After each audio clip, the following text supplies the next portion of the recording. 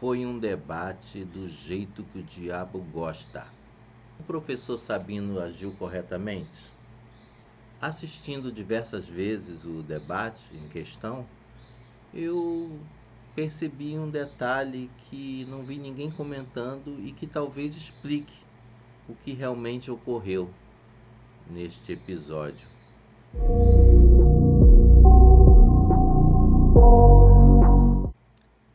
Bem-vindos ao meu canal, meu nome é Jean-Pierre, eu sou estudante de teologia e a pauta de hoje é esse icônico debate entre Paulo Cogos e Fábio Sabino. Não é impressionante a quantidade de debates entre ateus e cristãos que tem acontecido nos últimos tempos? Não podemos, de qualquer forma, chamar esse debate de um debate entre ateu e um cristão, uma vez que o professor Sabino já se pronunciou dizendo que é uma pessoa que tem fé, ainda que seja uma fé do jeito dele e que, como ele mesmo falou, não tem obrigação alguma de explicar a fé dele para os outros, para as pessoas, enfim. Sendo assim, dito isso, eu poderia dizer que foi um debate entre um acadêmico e, no caso do Cogos, né, um católico fervoroso. Gente, eu não vou ficar aqui colocando imagens do debate a todo momento, porque eu imagino que se você chegou até aqui no vídeo é porque você já assistiu ao debate em questão, lá no canal do professor Fábio Sabino. De forma que eu só vou colocar o trechinho mais para frente no vídeo, quando eu vou falar daquele detalhezinho, lembra que eu falei com vocês lá no início, que é o detalhe que eu acho que fez toda a diferença no desenrolar da confusão, né? E que eu não vi ninguém comentando, estranhamente. De forma que agora, nesses momentos, eu só vou fazer alguns questionamentos e que eu mesmo vou responder, obviamente, de acordo com o meu entendimento da situação, mas que eu queria que você não se privasse de também responder essas questões que eu vou aqui apresentar. Então, deixa aí nos seus comentários, porque eu vou ler cada um e eu queria saber qual é a sua percepção dessas questões que eu vou levantar aqui.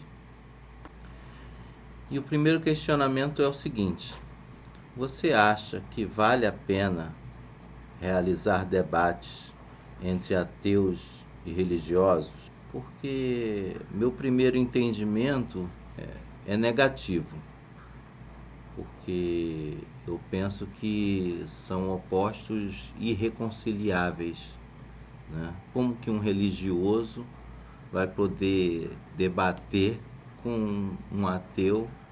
E aqui eu estou falando de um ateu que tenha estudado, um ateu que está embasado pelas descobertas, por estudos acadêmicos, de forma que eu penso que, inicialmente, né, a primeira impressão que fica é que não faz muito sentido. E sem contar que eu andei vendo alguns canais por aí, claro que eu não vou citar aqui, algumas lives assim, em que vários ateus estão numa sala e entra uma pessoinha com a sua fé, tentando argumentar, né? E meio que é bombardeada por vários ateus, não vou dizer ridicularizada, mas é assim meio que um massacre, de forma que eu é uma coisa que eu não simpatizo muito. Agora, é claro, né, se o religioso se propôs a entrar, ninguém está forçando ele. Se o religioso se propõe a entrar numa live repleta de ateus para debater, das duas, uma.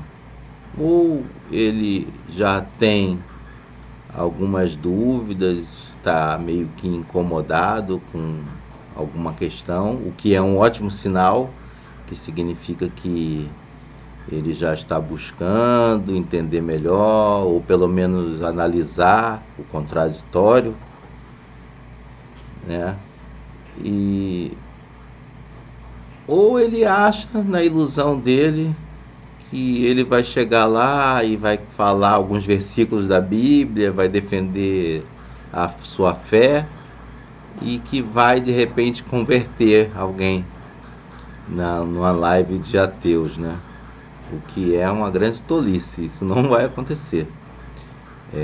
Eu acredito que é benéfico a partir do momento em que essa exposição, né, ao conhecimento que é apresentado pelos ateus nessas circunstâncias vá assim infiltrando na carapaça da fé de forma gradual, né, em que vá permeando, né, o entendimento. É claro que inicialmente vai haver uma grande resistência contra o que é apresentado, né? Isso ocorre sempre, mas que no mínimo já é um bom começo, porque pode gerar uma reflexão, né? Ainda que de forma hostil, com uma resistência, né? Mas é uma forma de uma troca, existe uma troca ali que pode ser benéfica, né? Se houver abertura daquele que ouve. E no caso que eu acho que a primeira abertura é o indivíduo assistir. E incrível como tem tantos, né, religiosos em canais ateus debatendo e tentando argumentar ou defender a sua fé. Então, assim, no saldo geral, eu acho que é benéfico, né? É um bom trabalho, digamos assim. Mas, assim, eu acho que tem que ser feito com uma cordialidade. Na verdade, eu acho que debate mesmo não funciona. O que é um debate? A pessoa vai ficar ali defendendo o ponto de vista dela e o outro vai ficar defendendo o entendimento dele, acadêmico ou não, de forma que não vai haver uma troca, né? É uma coisa que meio que não leva a nada, digamos assim, a não ser a um confronto, a um aborrecimento, uma irritação. Então eu penso que quando é uma live aberta, como tem muitos canais por aí que fazem, né? O que acontece? É melhor, porque aí não é um debate, uma coisa assim, muito né, agressiva, é uma coisa mais assim de bate-papo sobre algum assunto, entendeu? Então um dá uma opinião, um dá outra, etc. Então, no saldo geral, eu acho que é mais benéfico do que maléfico, no caso, né? Esse tipo de acontecimento, né, que ocorre aqui principalmente na plataforma, né? Tá cheio de canais agora. Então, eu penso que deve haver uma cordialidade, que principalmente por parte do ateu, né? Porque não dá para esperar muito do religioso. O religioso, ele tá cheio de dogma na cabeça, ele, né, as crenças, etc. Então, a gente tem que, na verdade, ter um comportamento respeitoso, né, com o religioso, considerar que muitos de nós já tivemos essa fé, né, a maioria, e se pôr no lugar do outro, né, do religioso entender que não é por burrice, não se trata de ignorância, sim, não é simplesmente ignorância, né? É todo um processo que se desencadeou ao longo de toda uma vida, né?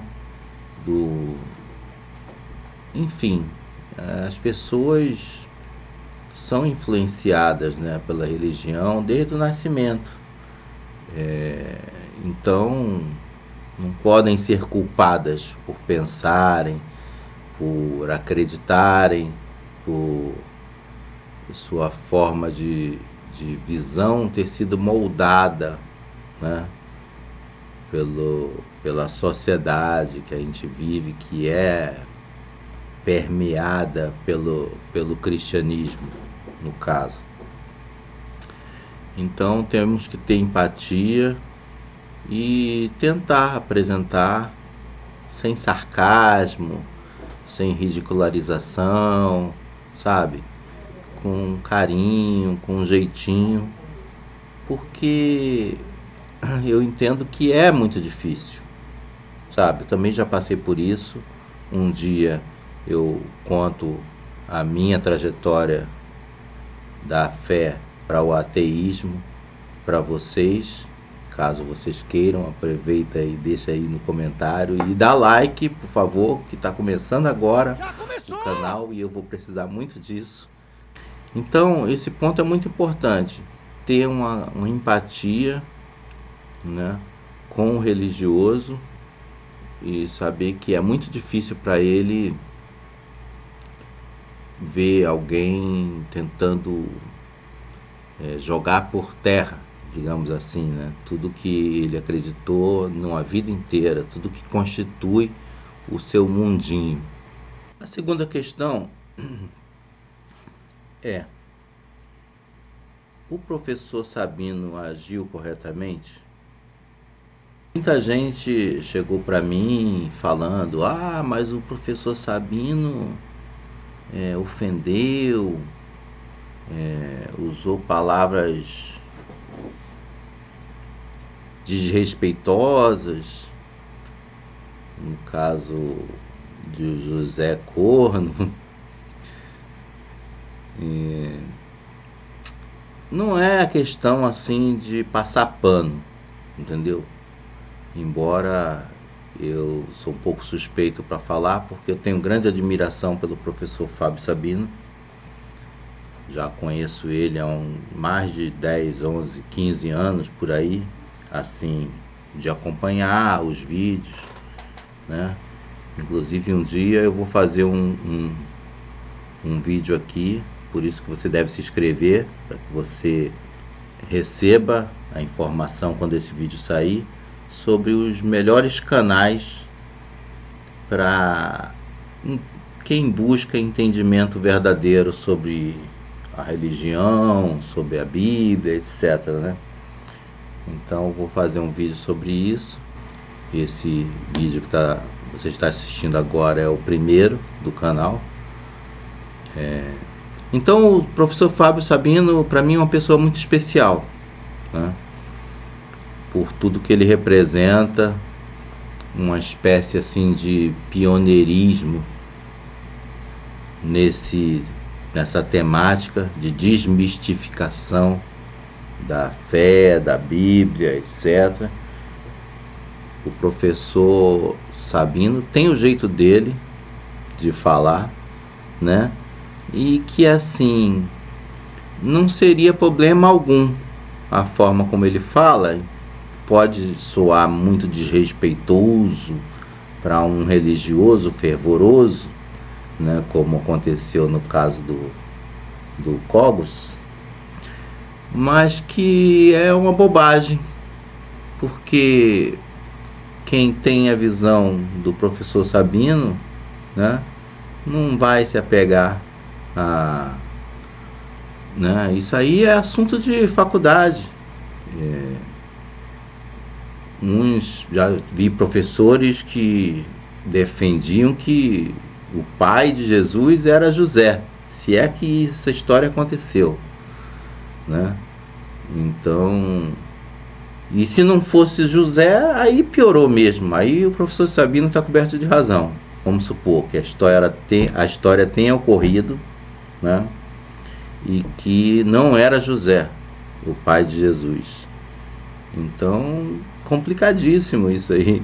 Eu já vi até uma corrente acadêmica, né, dizendo que Jesus teria sofrido uma espécie de bullying na infância. É claro que isso tudo é especulação. Ninguém estava lá, ninguém viu, né?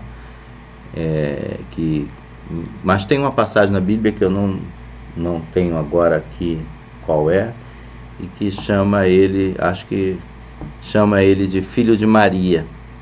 Eu acho que é quando ele volta para Nazaré, que é chamado de filho de Maria, e na universidade me foi dito que Jesus era chamado de filho de Maria numa espécie de bullying, como quem diz assim, esse aí não é o filho de José, é o filho de Maria, ou filho de Maria porque, tipo assim, não é de José, Maria deu a desculpa dela e, sabe?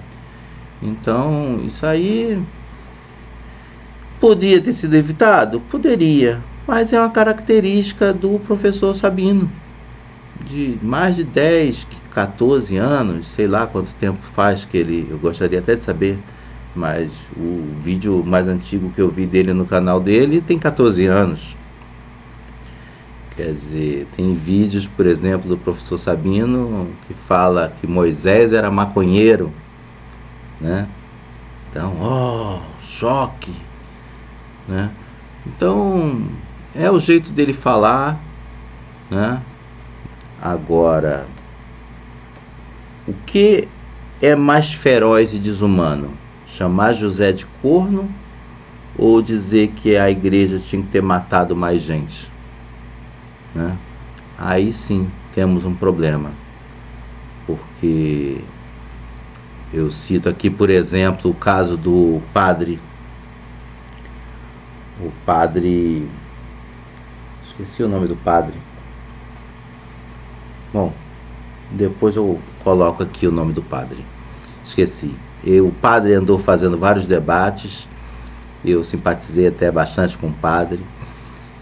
Padre muito educado, muito assim, calmo, tranquilo, como deveria ser, né? Como a gente espera que um padre seja, né? E o professor Sabino também debateu com o padre, o Antônio Miranda. Inclusive eu vi um comentário do padre dizendo que odiou o debate com o Antônio Miranda, mas não falou nada do professor Fábio Sabino, e o Fábio Sabino também falou essa mesma questão sobre o suposto chifre de José, né? E o padre absolveu, assim, claro, não vou dizer que o padre tenha aplaudido as coisas que foram ditas a ele, mas o padre tem uma placidez, uma forma diferente de reação, né? Então, essa posição do professor Fábio Sabino depende muito mais do ouvinte, né? Do interlocutor, da pessoa com a qual ele está falando. É claro que quando se grava um vídeo para o YouTube, qualquer pessoa pode assistir e aí vamos ter reações diversas, né? Então você vê, o padre foi tranquilo, né, em receber diferentes abordagens e com palavras que poderiam ser outras. Assim, por exemplo, na academia, né, quando você está na universidade, você não pode se valer de certas palavras, né? Algumas palavras são vedadas, né? Mas no caso, o professor não está dando uma aula numa faculdade. A posição do Cogos, você acha certo? Você que está em casa, né? O que é, como eu falei, o que é mais terrível, né? O que é mais criminoso? Você dizer que José foi corno, o que de certa forma é uma realidade, ainda que dentro de uma história que pode ser totalmente fictícia, né? Ou você dizer que no seu coraçãozinho você desejaria que a igreja tivesse matado mais pessoas, mais do que matou, mais males do que a religião tem feito ao longo da história humana. Então, nada também contra o Cogos, sabe? Mas eu achei muito terrível o posicionamento dele, porque foi um posicionamento que, inclusive, eu tenho observado que acontece muito. Por exemplo, vou dar um exemplo aqui que vocês vão entender, e talvez vocês que tenham assistido também já tenham passado por isso, que é o seguinte: você chega lá no Facebook desse da vida, no Instagram, sei lá, e você faz um post ateu, né? Ou criticando Jesus, algo assim. E aí você vê os comentários, a reação dos evangélicos, né? Dos crentes, do pessoal de Jesus, do pessoal da fé. Qual é a reação deles? Uma reação que é bastante repetitiva, é aquela, né, de dizer assim: ah, por que você não ataca o Islã? Falar de Jesus é fácil, porque você deveria falar de Maomé, etc. Então, aquilo ali sempre me repercute muito mal, porque eu penso assim, a pessoa quando fala isso, né, que você está falando de Jesus, porque não faz sentido falar de Maomé ou do Islã. O Islã está lá, o Islã não tem bancada do Islã, né? Não tem uma mesquita do Islã em cada esquina, não tem partido político do Islã aqui no Brasil, não temos uma influência assim intensa da religião islâmica no país. De certa forma não faz sentido, então por isso a gente se debruçar, ficar falando aqui sobre o Islã, né? Mas o que eu percebo é que quando um religioso fala isso, que você deveria criticar o Islã, etc, tal, ele está desejando a tua morte, né? Porque ele sabe que as pessoas que falam contra o Islã, que tecem comentários, etc., como aconteceu naquele jornalzinho, né, no passado, o Charles Hebdo, francês, que foi atacado com bomba, né, por causa de uma charge, né, ou aquele escritor Salman Rushdie, que até hoje vive escondido aí por conta de um livro que ele escreveu, acho que nos anos 80. Então, quando a pessoa fala isso, na verdade, ela está desejando isso, sabe? Ela pensa assim: a gente não pode fazer nada por causa das leis brasileiras, né? Então, eles podem chegar e falar de Jesus, ou da Bíblia, ou de Deus, e tipo assim, falam isso porque não acontece nada. Quero ver falar do Islã, né? Mas quando a pessoa fala isso, na verdade, ela está sendo igualzinha àquela que está lá no Islã. Porque a diferença dessa fala para o que ocorre lá no Islã é que aqui no Brasil temos leis, temos outra, é um Estado laico, né, entre aspas, porque não é tão laico assim, sabemos. Mas imagine então se essas pessoas, né, se o Brasil virasse um estado cristão. O que você acha que aconteceria? Coloca aí nos comentários. Né? Essas pessoas fariam a mesma coisa que os islâmicos fazem lá em seus países. Né? Não precisa nem ir muito longe, porque o Porta dos Fundos fez aquele especial de Natal e foi alguém lá e jogou uma bomba lá. Quer dizer, não estamos tão longe disso. A questão só de ter poder. Né? Quando a religião se junta com o poder, a coisa fica bem complicada. Eu quero que vocês analisem esse pedaço e me digam o que vocês acham. Coloquem aí nos comentários. Afinal, primeiramente, o Cogos fala uma palavra que eu já ouvi várias vezes e não consegui identificar que palavra é. Que ele fala, é para mim ser o tá. Faz emulação de Monark, mas sem nada que possa te dar próximos. Pode gritar, espernear. Só não bate na mesa por conta dos microfones. É Monark sem maconha, sem... É Monark sem ordem de prisão. Pausa. Então, perceberam que mais ou menos do minuto 1:58, mais ou menos, né? Primeiro, alguém que está nos bastidores fala, emula o monarca. Emula o monarca. Quer dizer, o que está sendo proposto? Né? Que ele fizesse algum parnavoeira ali, alguma coisa, um show, alguma coisa, né, que repercutisse. Né? E, inclusive, esse moço da camisa preta fala, não, só não bate na mesa por causa do microfone, etc. Então, no meu entendimento, meio que já estava acordado que no meio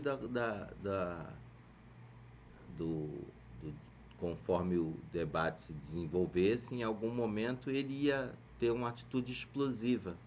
Né? Eu não sei, isso foi a minha percepção nesses primeiros minutos que antecederam o início do debate, quer dizer, estavam ali, né, já planejando como seria o debate.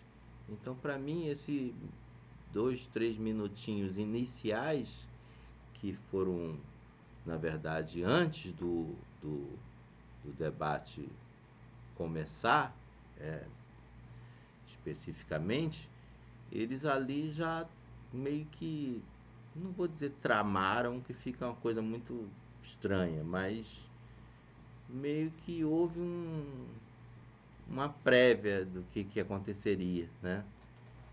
Não sei, minha impressão foi essa, né?